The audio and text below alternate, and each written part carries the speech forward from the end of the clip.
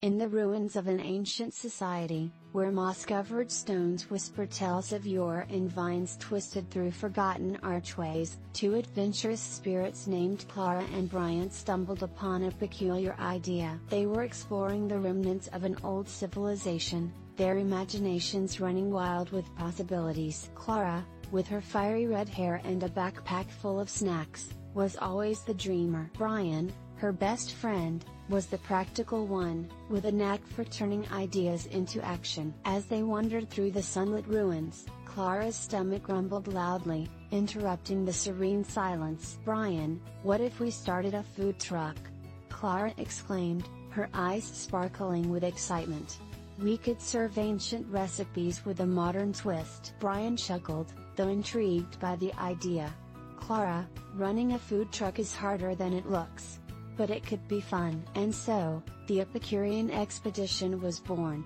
They decided to transform an old, rusty van they found nearby into their very own food truck. The van was covered in ivy and had seen better days, but it had character. The duo spent days cleaning, painting, and fixing the van. They painted it bright yellow with a giant smiling sandwich on the side. It was their beacon of culinary creativity. Clara came up with a menu inspired by the ancient civilization's cuisine, with dishes like Pharaoh's falafel and Caesar's salad wrap. Their first day of business was a mixture of chaos and hilarity. They set up in the town square, where curious townsfolk gathered to see what the fuss was about. Clara and Brian were ready to serve their first customer, a stern-looking man with a monocle. "Good day. I'll have the pyramid parfait," he ordered, pointing at the menu. Clara and Brian exchanged nervous glances.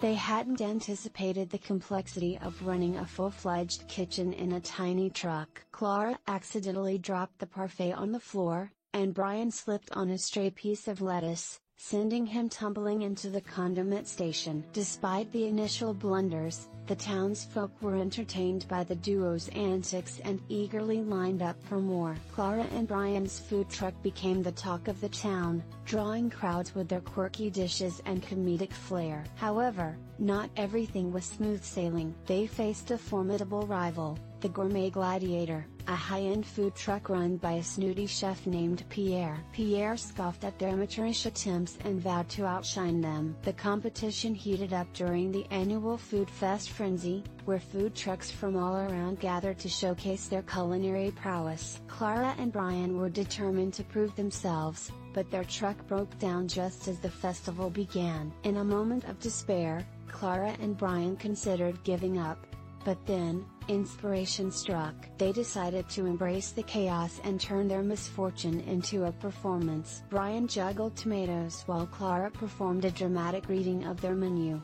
The crowd loved it, and soon, their line was longer than Pierre's. The climax of the festival was the taste-off, where judges sampled dishes from each truck. Clara and Brian, with no functioning kitchen, improvised by serving deconstructed delights, raw ingredients artistically arranged on plates. The judges were amused and intrigued by their creativity. In the end, Clara and Brian didn't win the grand prize, but they won the hearts of the townsfolk with their humor and ingenuity. Pierre, begrudgingly impressed, offered them a truce and even shared a few culinary tips. Clara and Brian's food truck adventure taught them that success isn't just about perfect execution but also about passion, creativity, and a good sense of humor. They returned to the ancient ruins, where their journey began, grateful for the lessons learned and ready for their next adventure. And so, in the heart of ancient echoes, amidst laughter and culinary chaos, Clara and Brian found not just a business,